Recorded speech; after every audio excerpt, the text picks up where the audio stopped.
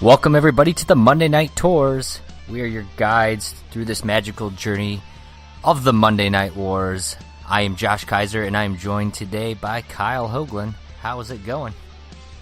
Yeah, via not my normal office, hanging out here in a hotel in the Hilton in San Francisco. So it's a little weird not being on my normal, multi-million dollar, studio that I have that we have set up.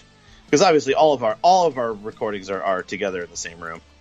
Right, absolutely, yeah. But instead we're doing this a little live broadcast again, as we kind of mentioned last week. It's a bit of a hectic month for us. You're doing some traveling. I'm getting ready for a wedding and a honeymoon. So we're trying to record a bunch of episodes in before I take off and get lost. So let's just jump into it, Kyle. We're the January 29th, 1996 editions of Nitro and Raw. Nitro starts out. We're live, Kyle. We are live from the Football Hall of Fame, Canton, Ohio. So good to see Canton getting a shout out. I was actually very surprised that they name dropped. I mean, once again, I guess Canton is a known city. It's right. Not, I wouldn't say it's not a big major sports city, but it's known for the Hall of Fame. Football. I mean, it's the Football Hall of Fame. So I guess that's where they're going to get. It's kind of like Huntsville, Alabama. If there's something about it, they're going to name drop. Right. Naturally, you're in the Football Hall of Fame, Kyle. It's the middle of January. It's the day after the Super Bowl, which, by the way, congratulations to the Dallas Cowboys for being the 1995 NFL Super Bowl champions. Would it be 96? Do they really consider the 95 It's the 95 champions? Season, so... I suppose. Yeah, I get you. They shellacked the Steelers. They sure did. Couldn't have happened to a better team. And, of course, Kyle, at this point in our recording, the Super Bowl's coming this Sunday, so we can't announce anything. And by that, I mean, by the time you listen to this recording, the Super Bowl will be happening.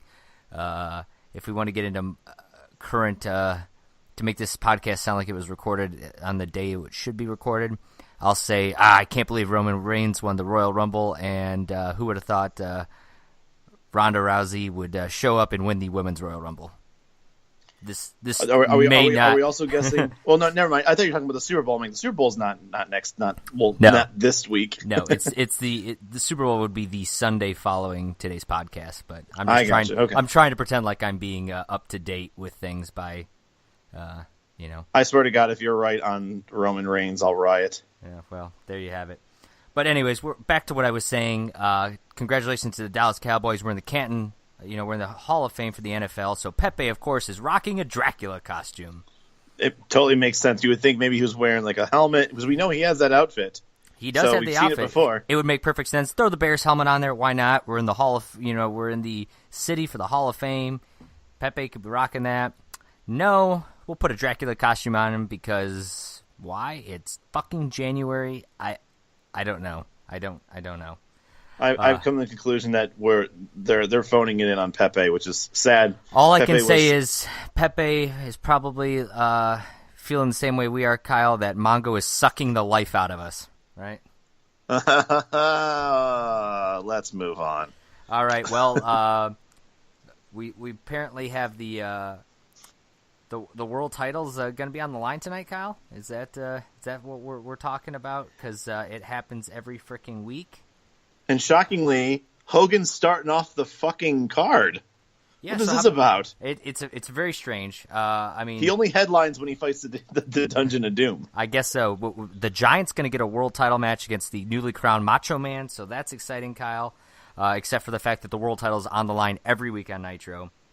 We're also going to get the Nitro debut of the Road Warriors, who, of course, showed up at Clash of Champions last week. And Sherry and Medusa are going to be in action. So we got a lot to look forward to, Kyle. And like you said, we jump into our opening bout. It's Ric Flair. It's Hulk Hogan.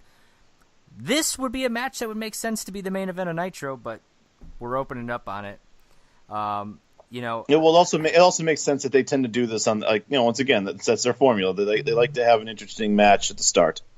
Right. And I mean, I get it. It makes sense. I'm glad it's not the main event since there's a world title match, but still. And, of course, Jimmy Hart still coming out with Ric Flair, so Flair is no longer world champion, and Jimmy Hart is still his manager.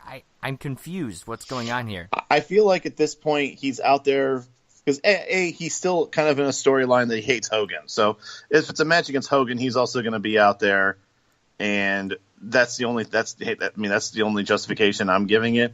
I just find that it's very funny that they're calling this the grudge match of the century, especially when they really have not had any really sort of like recent storyline between the two of them, particularly outside of they've been in a couple of tag matches, and obviously Hogan's like a mega face and Flair's a mega heel, and they've been in matches, but I wouldn't really call what they have right now as a grudge or like a real like nemesis type of thing going on. I feel like there's more of a nemesis now between Savage and Hogan than there is between Hogan and Flair.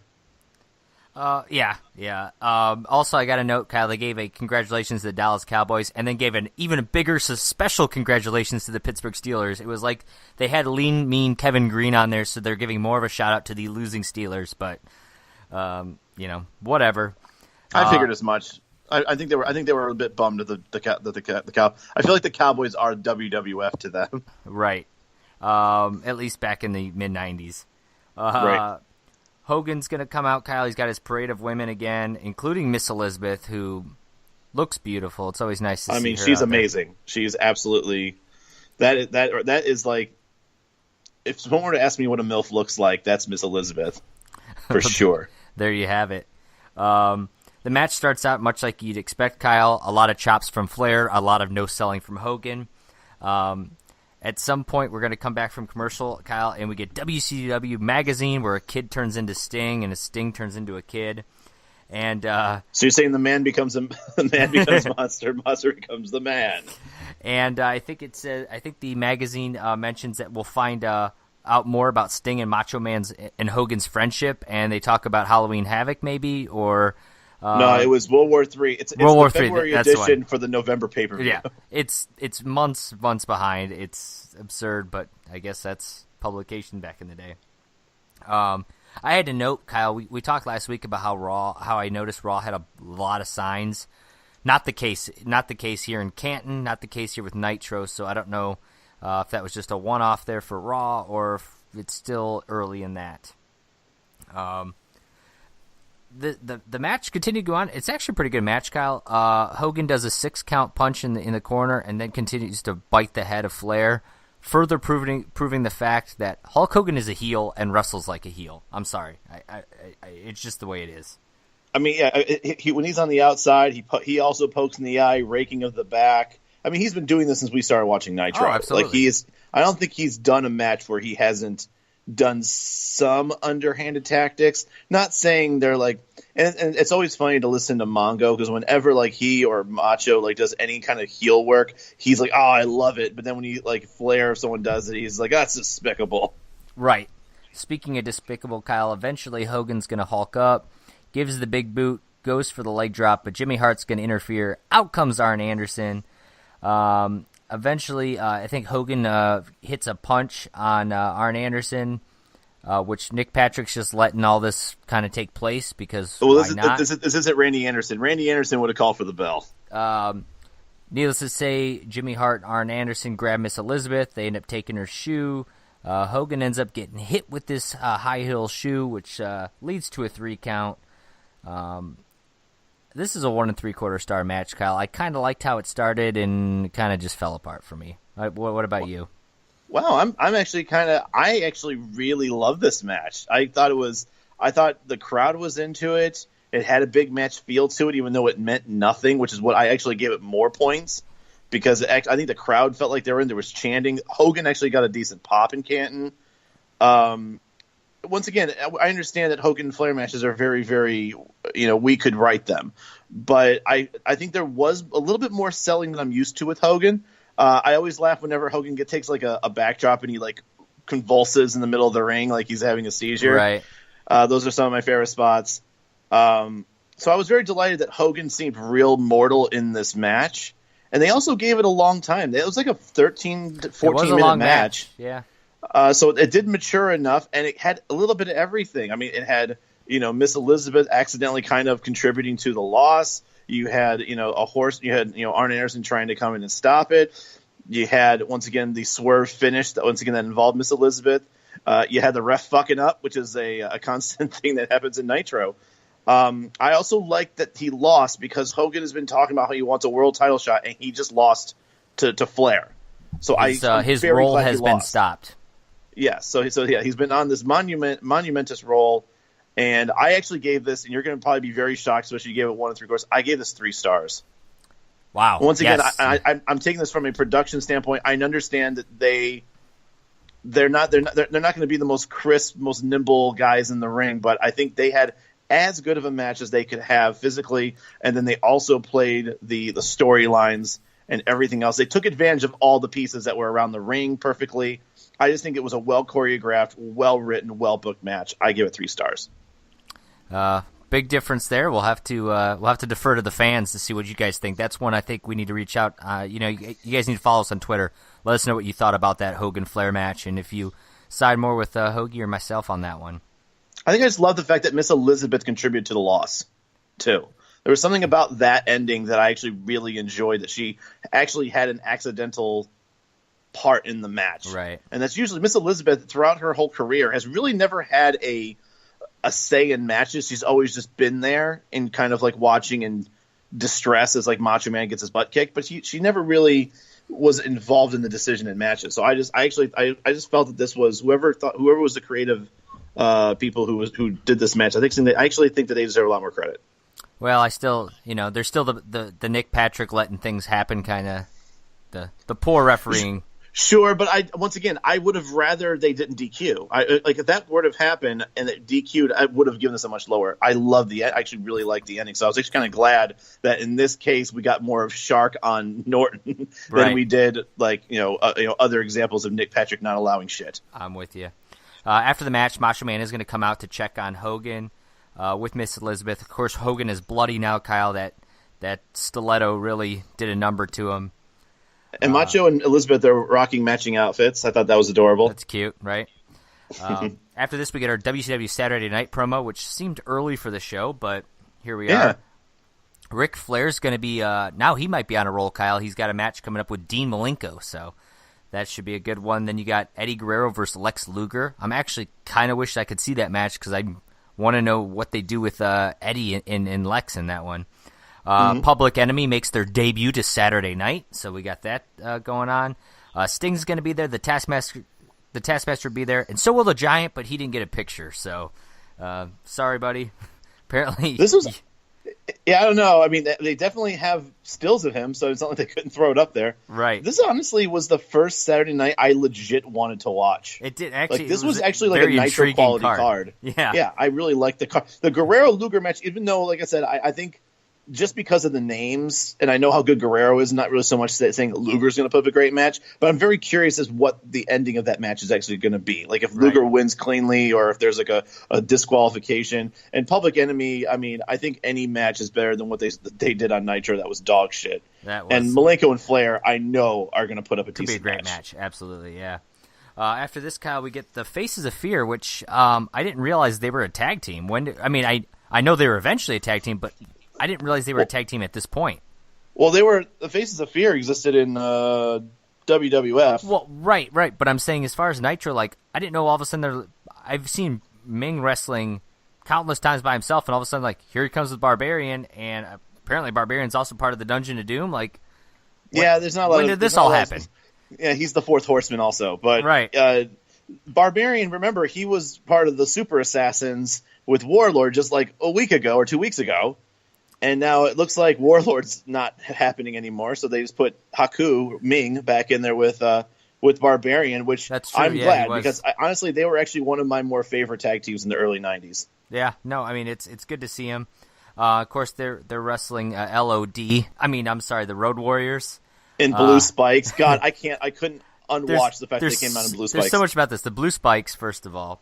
And then I think. I don't remember which team was coming out at the time. I think it might have been the Road Warriors. They said, "Lock up your dog, lock up your valuables, and lock up your grandmother."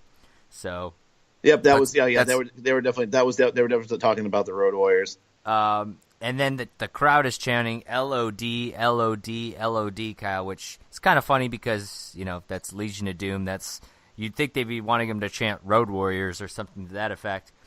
And then the commentary booth actually comments on the LOD chants and calls him the Legion of Doom. So what I find that amazing that that's taking place here.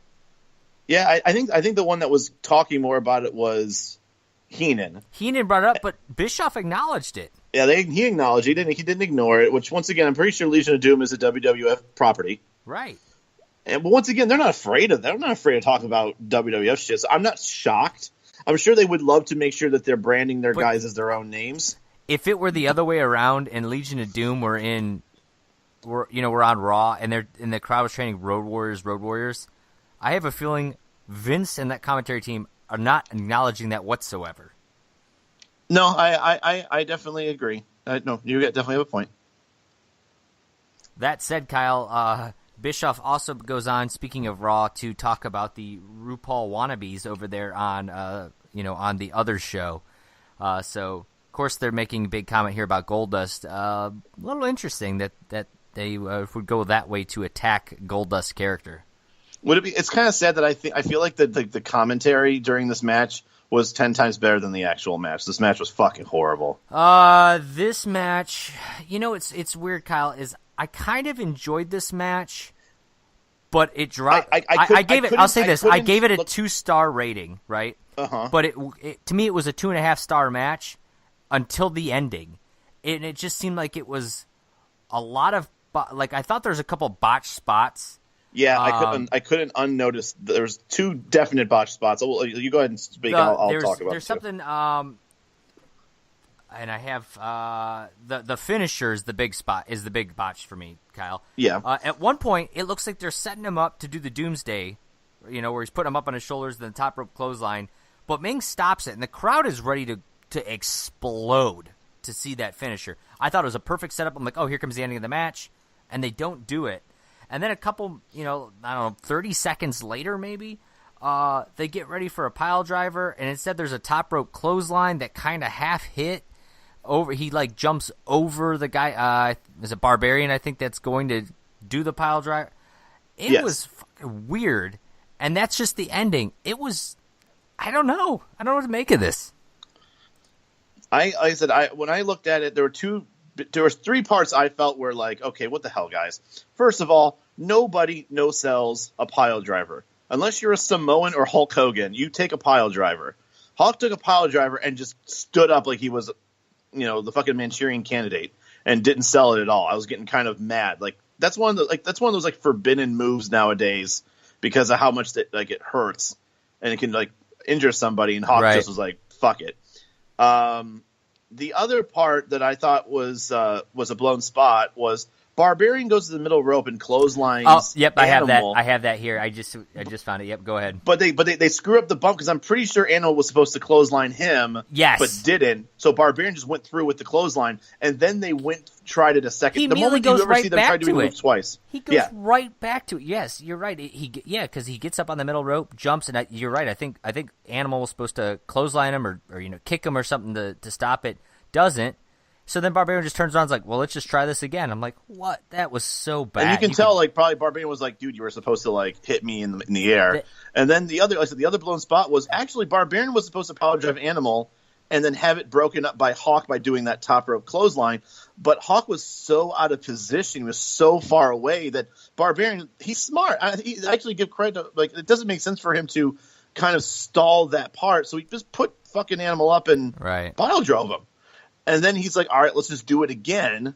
So now we have a second spot once again. And then this is the part where Hawk picks the right turnbuckle. He was in the wrong position. He went to the wrong turnbuckle. And then he finally goes to the right turnbuckle, does the clothesline. I give this 1 3/4. I get it. The wrestling fan of me wants to give this a higher rating. There was some good tag team action in it, but there was also a lot of sloppiness to it. So I don't blame you at all for that rating. Yeah, and I know, but I know what botch spots look like, and it is clear the Road Warriors have a little bit of ring rust. I thought the Face of Fear looked really good. They looked much better in a jobbing effort, but once again, you can't. Barbarian did the best he could with the fact that I keep on saying LOD, but the Road Warriors, they were out of position, or they just completely screwed up a spot twice. It was an entertaining match with decent spots, but the Road Warriors overall did not look good. And even Mongo at the end of the match said that the Road Warriors have a little bit of ring rust. You know, if Mongo's calling you out, there's something. He noticed there was not problems. Good. Yeah, when Mongo notices it. We get our 1-800-COLLECT replay, Kyle, so always good to see that. And then after this match is over, we get Mean Gene, who's interviewing the Taskmaster and Hugh Morris. And basically, Sullivan's out there saying that we made a pact with the Horsemen, and we thought Arn Anderson was a man of his word. And then we see some replays of what happened last week. And then we cut back, and Sullivan talks some more. Which was a whole lot of nothing. It was right. just like Pillman just jumping up and down. And we cut back, and Sullivan says something like, "Let's go and take a look at those things from last week." And I'm like, "We literally just did that." So somebody screwed up on the when they showed the promo or when they showed the clips as opposed to when he was actually supposed to show them. Needless to say, of course, Arn Anderson and Pillman are going to come out. Sullivan says, we had this pact. You need to discipline your loose cannon over there in Pillman. And Arn says, hey, Flair just beat Hogan. You were nowhere to be found.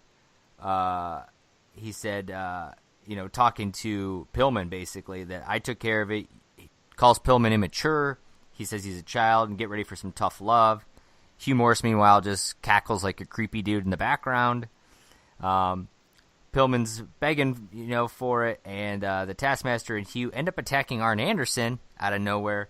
Pillman leaves the ring, so it looked like, I don't know about you, Cal, for a minute I thought Pillman had turned on Arn Anderson and let the... Oh, he was definitely cowering. He was hiding down by the apron. It kind of looked like he was like, I'm gonna let them beat the shit out of Arn. So they do that, and then Pillman does get beat by the Taskmaster, and then Anderson ends up clearing Hugh Morris out, pushes away Sullivan. Mean Gene comes in. Arn Anderson says something about how we're policing our own. We take care of it. We had a deal, Sullivan. Unless you want a bloodbath in that locker room, will you demand a match? And Pillman then says, I got you into this mess. I'll help you get you out of it. I am so confused.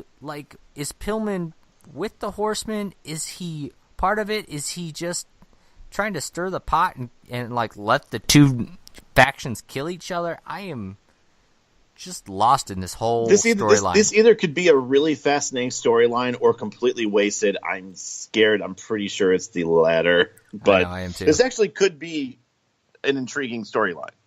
So I don't know what they go with it, but this has potential. Oh, it definitely has potential, Kyle, and I'm just not sure. Like you said, it's going to go to where it needs to go. Right.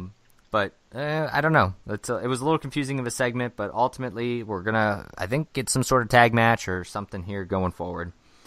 Then we get our Super Brawl commercial, Kyle, and I think the motto said it's not about losing, it's all about winning.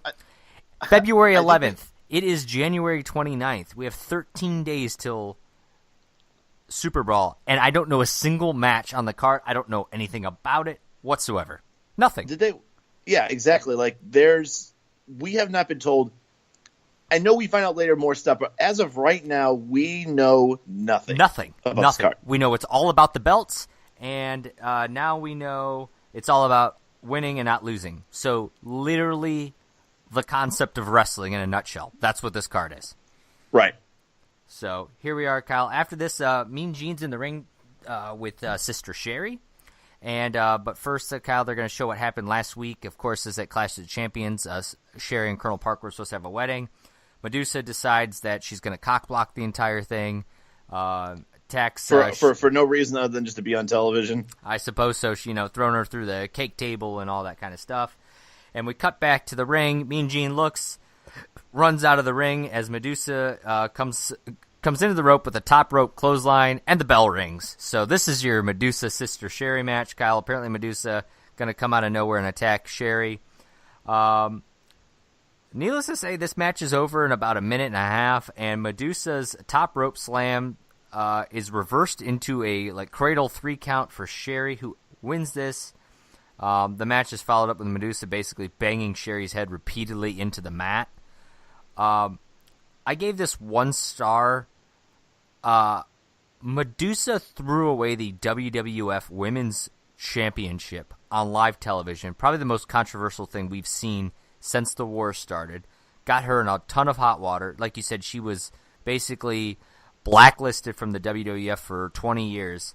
And she fucking jobs to Sherry in a minute and a half on live television. What? What is going on here? First of all, I was confused that this was even. I mean, I guess we were told that Medusa. We were told in the opening that they're supposed to have a match. They would have a match. Yeah, they were going to have a match, but I wasn't prepared for it then because Sherry was not dressed up to wrestle. She was Neither just of them really there were. to have Yeah, have a spot. And honestly, Medusa didn't even look like she just came out in like yoga pants and a sports bra. And yeah, really when I started looking at this like closer, I watched this match twice, and all I saw from it looked like a shoot match. Because Medusa and Sherry were not selling either side. Like, they were both just taking turns just doing moves to each other and punching each other. Like, and then the whole, like, Sherry holds on to her and rolls her up for a pin. It looked like she put her in a situation where I don't think Medusa could kick out.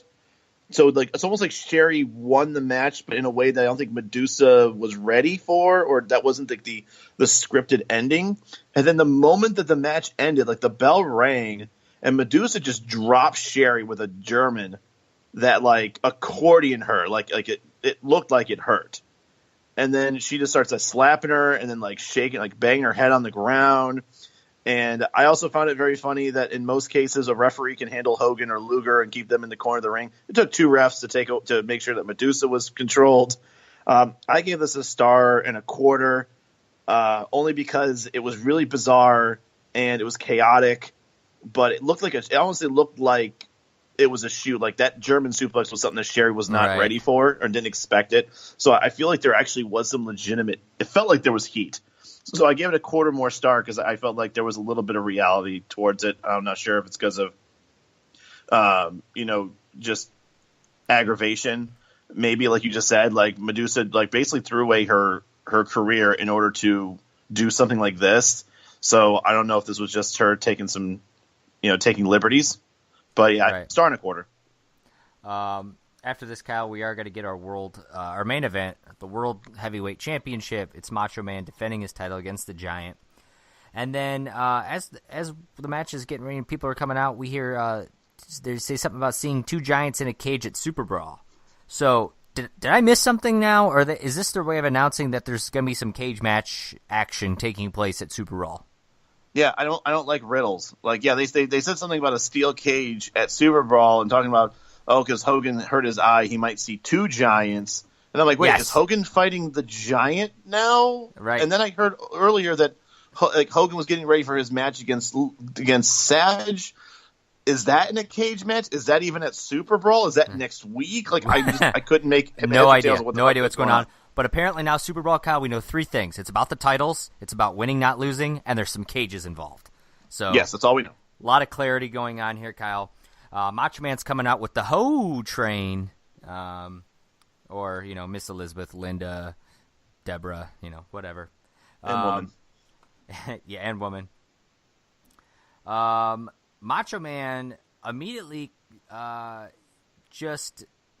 bell rings. Macho Man's attacking the Giant with the belt. Basically, I think he sneaks up from behind. He pulls a DDP and just wails on with the title before the bell rings. So the bell really never rings. Obviously, the referee not happy with what's going on here. Savage is then going to jump on the Giant's back and kind of apply a sleeper. This match is over before it starts, Kyle, so hell of a main event. Flair's going to come out. He's going to attack Savage. The Giant's going to suplex Savage. Flair's going to continue to beat down. Eventually, Savage is going to get chokeslammed. I'm really lost at what's happening at this point. It felt like 5 years went by before Hogan came out to save the day. Like, that's the thing. Macho got a beating for a while. Yeah, they just kind of beat the shit out of Macho for a while. Finally, Hogan, with bandage on his eye and head, comes running down. He's got his vicious chair shots for everybody. Finally knocks the Giant to the outside. Of course, the Dungeon of Doom, they're going to come out. They're going to get chair shots for all. And my favorite chair shot was the one-man gang hit, Kyle, and we may need to make a GIF of this one. Or the one where it looks like Hogan just shoves him with the chair and then he flies out of the ring. Yes, he takes it. He takes it, turns around, takes 3 steps, and like jumps over the top rope. I'm sorry, you're like an almost 400-pound man. That's not how you take a chair, you dummy. And not to mention, he's your United States champion. Right. As far as we know, he didn't come out with the belt. He did pull a Sting. That's true. Fair enough. And next thing you know, Kyle, we cut to the commentary team. Flair's over there. He's talking about how Hogan, he's beat Hogan twice on Nitro. Mongo's just shaking his head. I'm not sure if Mongo's lost is like disappointed, trying to prevent himself from laughing. What's going on? Because all of a sudden Flair's like incoherent at this point, yelling, 2 cages at Super Brawl. And then Jimmy Hart comes out there. The Giant gets on there and starts saying he'll make your bones my body, my heart, and soul forever. So Giant's getting fucking weird. He's dropping haikus. All of a sudden, Kyle, I catch 2 cages, one for the world title. So Savage must be in a world title match. I think it's Flair. And then Flair says, I'm taking you the belt and Miss Elizabeth again. And then Jimmy Hart says something about the witches of Eastwick. And then Rick gets on one more time and says, I'm the host. Super Bra. WCW. I got the Giant. I got the Mouth of the South. And that's your show. And I have to say, for a piece of shit Nitro from pretty much beginning to end, that ending saved it 120% for me, Kyle. I could not love that Ric Flair moment. That might be like my top 5 Ric Flair moments of all time. Yeah, Ric Flair just went right off the cuff. That was it saved the show just because it's Ric Flair, and Ric Flair just losing his mind is golden television. Peak Ric Flair right there in that moment. And if I was anyone on that commentary team, I would have to have walked off stage to prevent rolling on the ground laughing, because I absolutely loved the entire chaos of it was literally, like I said, epitome of Ric Flair right there, that promo. Yeah, if someone wanted to do the greatest hits of Ric Flair, this is on it. That I would put on that. I would not put this Nitro on the greatest hits of Nitro by any means, Kyle. I pretty much didn't like most of it. I would say almost all of it, with the exception of this Flair ending. Overall, bad Nitro for me, but I loved the way it ended, so it was okay. What about you? I compare this to this is like a shit sandwich on good bread, where I like the beginning and I love the end, and the middle was horrible. My note said the Nitro had the makings of being a good one. You started out with Hogan and Flair, okay, look, this is about as good as it gets between the face versus heel. This is what you'd love to see. The moment that the Hogan Flair match ended, it all went in the dumpster. It felt like the whole night had a big match atmosphere. I wish they would have promoted the fucking pay-per-view better than they have so far. I don't want to try to solve a riddle about what the fuck's on the card. I don't want to have to decipher incoherent ramblings from Ric Flair. As much as I appreciate you're giving them to me, that should not be the job of Ric Flair.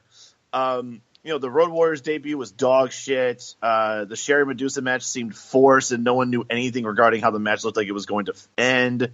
And then you end up with a discarded world title match. It's kind of infuriating if that's what you're promoting. The whole point of the show was for the heels to get a one-up on the Mega Powers, which they did do, and I think they did a decent job with that. But at least give us a world title match that ends in a DQ. Don't just throw the fucking match out at the start. Yeah, I agree, Kyle. But let's see how their opposition did this week on Raw. And the show opens up, Kyle. We get a promo for tonight's match. Of course, Shawn Michaels and Yokozuna. We're going to review the most audacious attack on Gorilla Monsoon. Of course, Vader from last week. And they mentioned that the black-gloved Diesel will be wrestling the Blackheart Bulldog. So, their words, not mine. I know. And then, despite potential lawsuits, we're going to get more billionaire Ted skits, Kyle. So, we open the show out. We get more Doc Hendricks rocking out with the Raw band. So I'm glad to see that's still a thing. I'm glad to see that's it. Well, once again, they're still in the same city. I know, they're still filming in the so same exact location. I have a feeling they're going to be here for a couple weeks. So we got Bulldog versus Diesel, Kyle, opening up the show. They mentioned now that Diesel's going to get a title match in a cage at the In Your House pay-per-view. So it's funny for me that Diesel's finally going to get his rematch, which I guess he deserves. but he lost the Rumble, and now he's still getting a world title match. So, like, I guess he really didn't even need to win the Rumble because he's got a potential world title match right now. Yeah, obviously, but once again, it's not at WrestleMania, which is the big money. So that's the big draw. Sure, fair enough. Undertaker, of course, not happy about this entire situation. And Yokozuna comes out to the USA chants that are taking place for Bulldog and Diesel. And as soon as Yokozuna walks out, they cut to commercial, which seems like an awful time to cut to commercial. But what do I know? Nothing. I will say, Kyle, I thought this is one of for British Bulldog and Diesel. For me, this on paper, this match sounds like it's going to be trash. I thought Diesel sold really well in this match. I was really impressed. This might be like one of Nash's better matches from a selling standpoint. I agree, except for the snake eyes he did. I felt like that, like he basically just forgot that he had an injured leg and still did the snake eyes to him. But no, I do agree that this was one of the biggest pay-per-view like shits I think in the last couple of years was when I believe it was Diesel versus Bulldog, right? They fought in your house in '95, and it was not reviewed.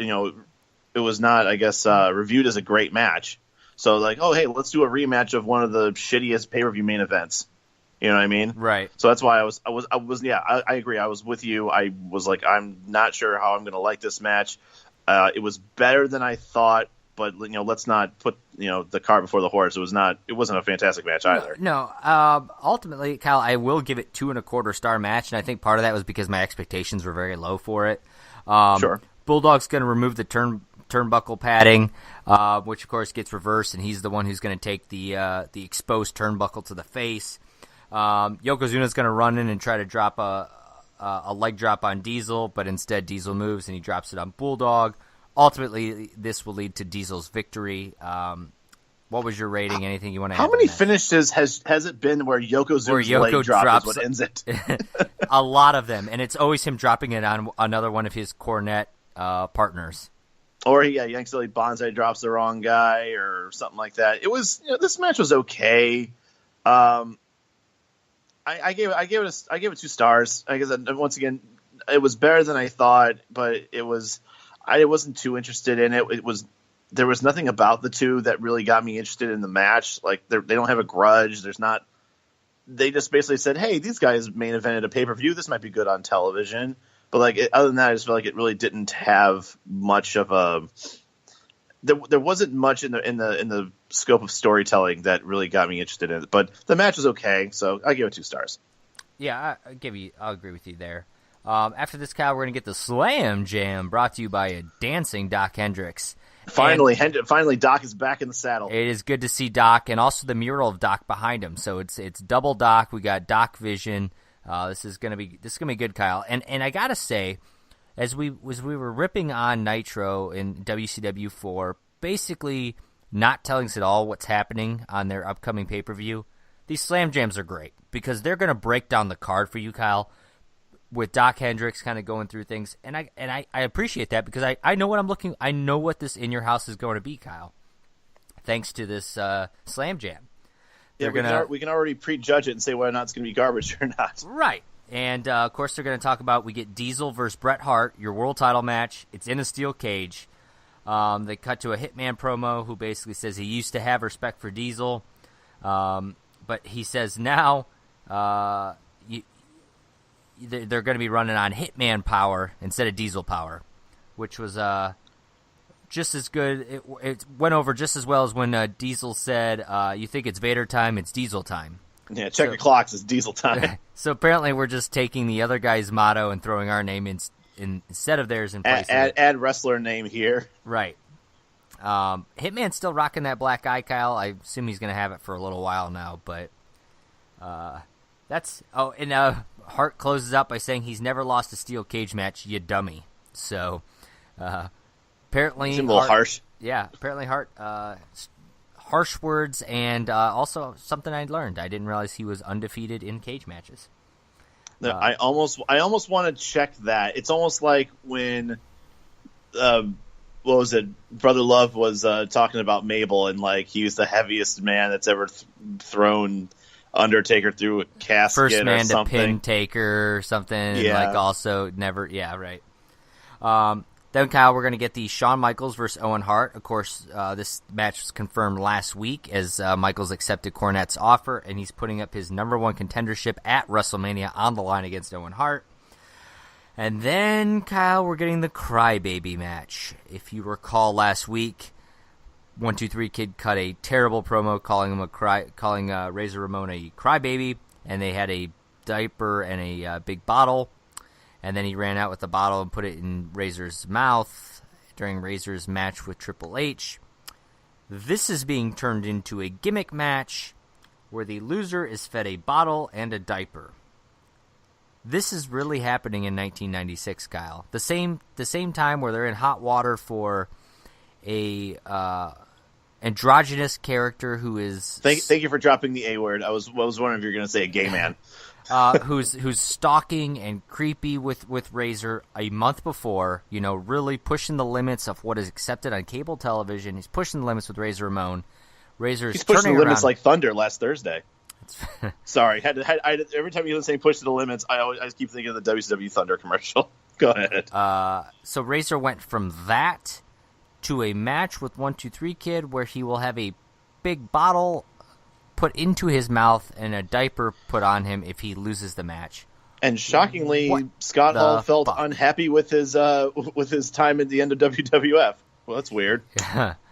And then, Kyle, we also one more match to mention. Duke the Dumpster Drozy has a match with Triple H.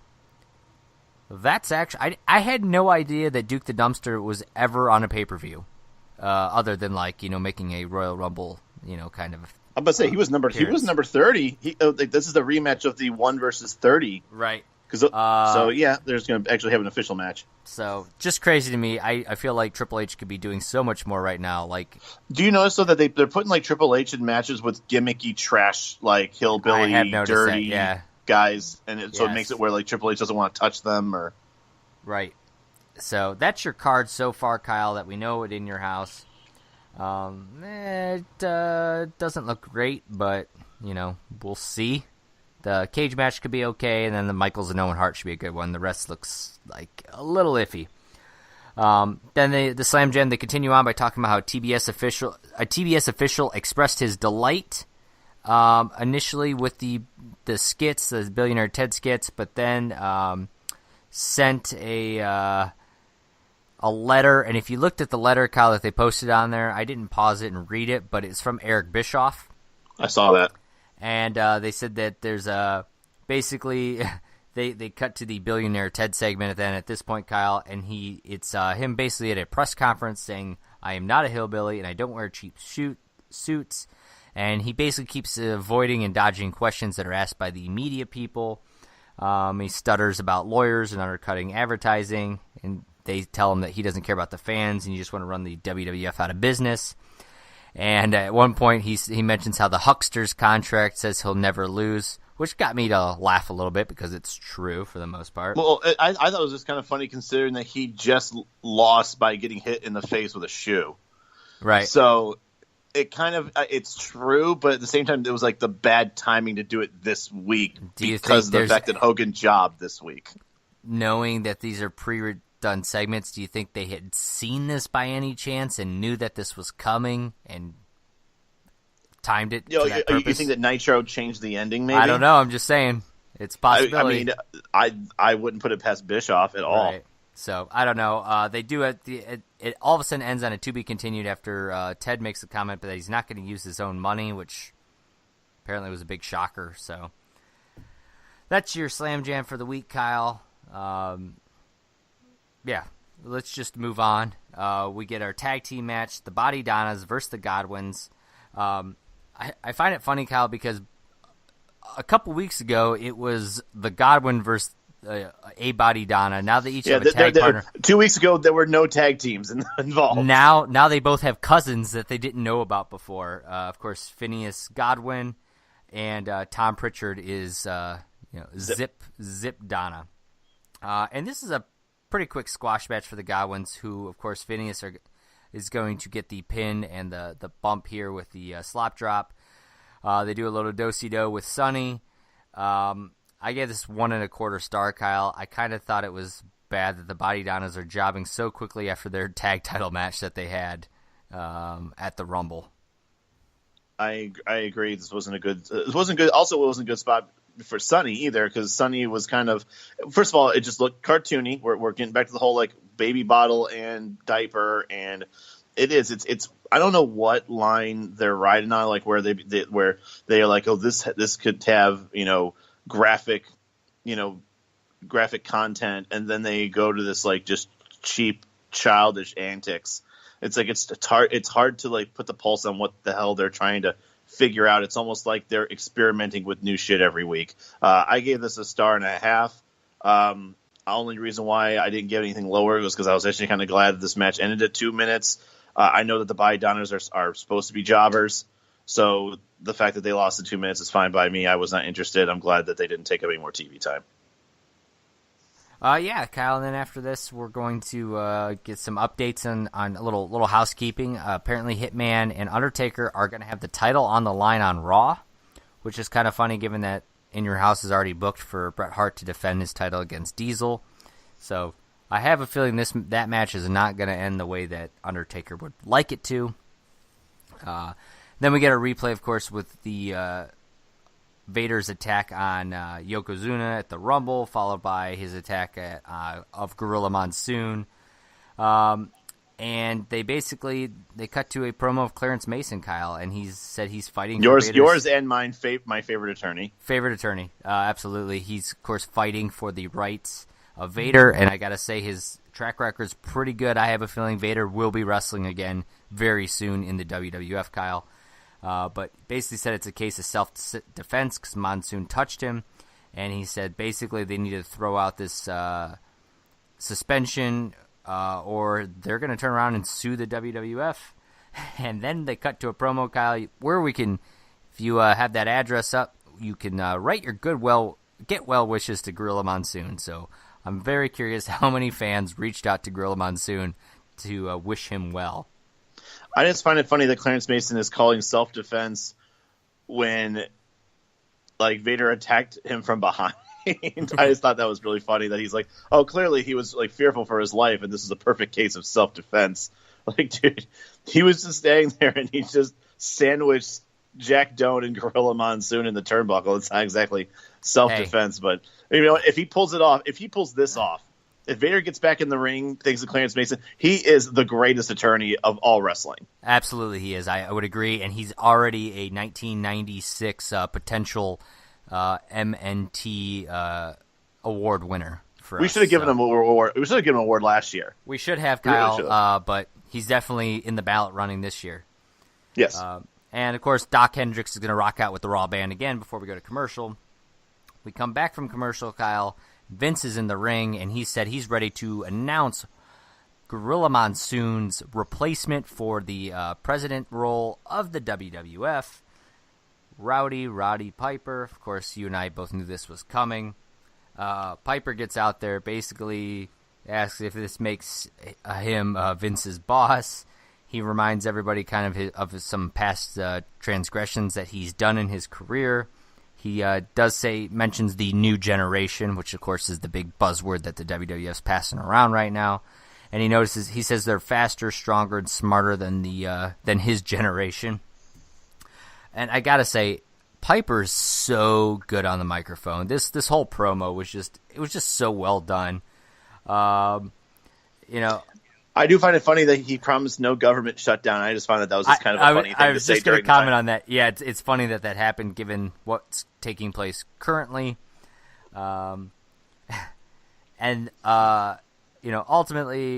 he's going to basically say, he runs the show now. He says everyone has to pay the Piper. He picks up Vince, spins him around a little bit, does it again. I think Vince was kind of enjoying this segment with Piper. But my favorite part of this entire segment, Kyle, was when they cut to the crowd and there's some like dorky looking boy with like acne and braces, and he's got this stupid look on his face, and he's staring at the camera. And Jerry the King Lawler, who of course is commentating over this interview segment, goes, "Look at that guy, duh." I wrote down that that kid is on my list of possible artwork. It was so awesome. I just love when King blatantly calls out fans for basically being goobers. Or it's just funny, like if they go to like a heavy set ugly woman and they'll just start talking, like they're talking about like up next we'll have this we have this interview with they just like they stop everything to react to it. Totally derails whatever's going on. Just like it totally just ruins their train of thought. Like, sorry, we need to address that ugly person in the crowd. And the best part is they're like, this has already been pre-produced. Like they could easily cut that out. They could just like let's cut it, but they don't. They leave it in there and just let King do his thing. Cracks me up. But we come back, Kyle, from commercial, and we get a Mankind promo. I was not expecting this. Was not expecting this at all. And they do reveal that his name is Mankind. Sounds like he's had some promos recently because Vince was like, oh, it's this strange guy again, making, what is this all about? So I'm guessing he must have had some promos on different superstars or something like that, yeah. But that's when King does reveal that his name is Mankind, if it hadn't been revealed yet. So Mankind's coming, Kyle, so that's good to see. Then we get the Yokozuna versus Shawn Michaels, brought to you by Edge Shave Gel. And, this match is pretty much what you expect. They talk about how big Yokozuna is. I think they mentioned that the Cowboys' offensive line wish they could be Yokozuna's size. This match even though they won the right. Super Bowl. Even though apparently they don't need that.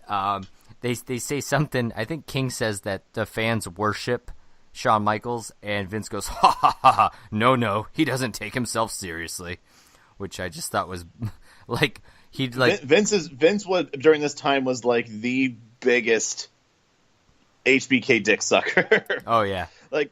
Anytime he wants to talk about, like, Michaels has never backed down from a challenge or he overcomes all the odds. And I was actually, as I was watching this and I was reading some notes on it from, like I said, every once in a while I'll look at, like, how other people have reviewed the show, just kind of, like, getting perspective from other people who've also watched it. Yeah. And I got a really interesting one where they said, it's funny how, like, Vince mentions that even though whenever Shawn Michaels ever had to, like, drop the title, he would refuse to actually get pinned. He would always, like, just give up the title. Like he's hardly ever actually like done the right thing in the wrestling business. Putting somebody over, yeah.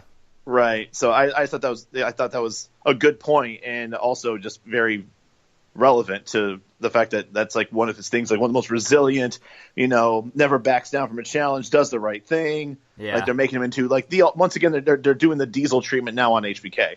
Right. Oh yeah. You are, Kyle, going to get a Cornette distraction. Owen's going to enter in. He's going to get his spinning heel kick move, but it's going to hit on Yokozuna instead, which then is going to lead to Shawn's super kick for the win. Basically, the same ending we saw earlier in the night with the Diesel and Bulldog. Cornette's guys interfering, costing their other guys the match. I gave this a star and 3/4. Yeah, it was. I mean, once again, I feel bad for Yokozuna because I feel like 3 years ago, this guy was one of the biggest guys in the card. Literally, well, he's 641 pounds. Yeah, but what I mean by that is that if I feel like Yokozuna has not had a legit match without interference. Like I feel like in a normal situation, unless it was like maybe not with Shawn Michaels, but he would win most matches outright. Most matches where he loses is because Bulldog comes in, accidentally hits him, or Owen Hart once again in this case like screws it up, and it's always just it makes me sad. Like there was a point where like Yokozuna was the most unstoppable thing in wrestling, and it's not like he's slowed down. It's just now that he's like in this whole thing with these other guys, it's like he never gets a chance to like really show like, hey, he's a strong fight. He's a main eventer. He used to be a huge main eventer in WWF, and now he's kind of turned into kind of a size show, and it's making it worse because other people are coming in and screwing up his spots. He's a near 650-pound man, and in reality, if you look at it, it just seems like how do you beat a guy who's even at that weight, he's still decently agile, and it makes me feel sad because, like I said, I was such a big Yokozuna fan when I was a kid as well. and I hate what his position now in the company is. Yeah, I mean, he had that tag title run with Owen Hart, but this is his days, I think, of main eventing as the monster seem to be in the past, but here we are. After the match, Kyle, Cornette's guys are all kind of in there shoving each other around, and Bulldog comes out. He's trying to play peacekeeper, and then they all kind of realize that Shawn Michaels is in the ring by himself, so they all sort of turn their gaze to him, thinking that they're all going to, attack him. Diesel's going to run out. That clears the ring. Shawn's going to act tough and start putting up his dukes like he was, ready to fight then. So Vince interviews Cornette, basically talking about dissension amongst the ranks. And Cornette says, no, man, we're running like a Swiss watch. Calls Shawn and Diesel the Glimmer Twins, who, by the way, that's Mick Jagger and Keith Richards, in case you were wondering, because I was not familiar with that term. I was not either, so thank you for looking that up for me. Yeah, no problem. Then he challenges them to a tag match next week on Raw. They accept it, and they said that's part of next week's show now, along with, of course, that once again, another in-your-house pay-per-view rematch. Except this time, it's not all the titles on the line. And now all the titles are on the line, but Clarence Mason will probably have a say in this one, too. And that's basically your show, Kyle. They're going to let us know that that's what you got that, and you got Hart and Taker next week. What did you think about this? Well, first off, not much more to say about the Michaels Yokozuna match. I also gave it a star and 3/4. The Raw was okay. I feel like that once again. I think they're playing too much with the formula. You can tell, like every week feels like it's not the same Raw, or at least I feel like they're trying to do things in a different order, or like once again they're trying to do the whole make a double main event, do something at the beginning and do something at the end, kind of like Nitro. Like now you can tell they're going head to head because they're kind of doing the same thing. They want to put two main eventers, quote unquote, Bulldog and Diesel, at the same spot as Flair and Hogan, and then having Yokozuna and HBK during the supposed world title match. And once again, I know that WWF doesn't know who's in the matches, but they do know that seems to be Nitro's formula. So they're going with that. I was okay with the short match with the Godwins because again I don't really give a shit. The spot with Piper was a good a breath of fresh air because he's so good on the mic. I'm glad to have Doc Hendricks back in the helm, but yeah, I feel like both shows didn't really show very good quality in the matches. No, I feel this was not a very good week for either show. No, it was not a good week for either show. I thought this one wasn't this. I thought Raw wasn't very good. I thought last week was better for Raw. I loved the Piper segment. Outside of that, it was kind of weak. The matches were kind of weak. It really just wasn't good overall. I'm sitting here trying to think who wins the week for me, Kyle. And I think I give it to Nitro, but it's like, a slight. You left yourself with like a lasting impression of Flair, like yes. that. Like I feel like that's what saved it was because it looked like it was going down the tank, and then Flair just like pulled it out of the grave. And I just think that Nitro's matches were minusculely better, but like not by much. And I don't even know if I don't know if I could say that. I don't know. I guess Nitro was slightly better, but I think they were both bad this week. I award ECW the win this week. I think Nitro wins, and I think it's actually a lot easier to pick. I don't think we picked anything higher than a 2-star match. I think we gave Diesel and Bulldog 2 stars. The egregious errors were on Nitro. The bad booking, the world title shot that never happened. We didn't know what the hell was going on with Super Bowl. Once again, WCW doesn't talk about anything unless it involves the world title or Hogan. That's all we know that's happening so far on Super Bowl. There's obviously probably more matches. We'll probably never find out what they are unless you order the damn pay-per-view. Or we have to call Mean Gene. But yeah, I think in the end you still had, all things equal, the star power was more alive on Nitro. and I think the matches were okay enough from an entertainment standpoint. If we're going to cut it with a scalpel, there was a lot of things that you and I noticed that we didn't like. But entertaining-wise, it was all right. Miss Elizabeth, that's a nice spot. Ric Flair is a fucking maniac, and I love it. I think Nitro wins pretty easily this week. Well, the Nielsen ratings would agree with you, Kyle, this week. As Raw's going to get a 2.4. That's going to be down from a 2.9 that they had last week. Of course, that 2.9 is might have been the highest they've had yet. So they had a 3 at one point, but so that it was going to be a little hard for them to maintain that. Nitro, on the other hand, that was going to get a 2.8. That's going to be up from a 2.7 they had last week, Kyle. So numbers are still kind of trending or keeping in the right upper high 2s, low 3s area. So we'll have to see where it goes as we continue forward. And next week, Kyle, we'll be right back doing this, the February 5th editions of Nitro and Raw. So go check those out and come right back here and listen to us. If you haven't subscribed yet, we're on iTunes, we're on Google Play. Leave us that feedback, leave us that 5-star rating.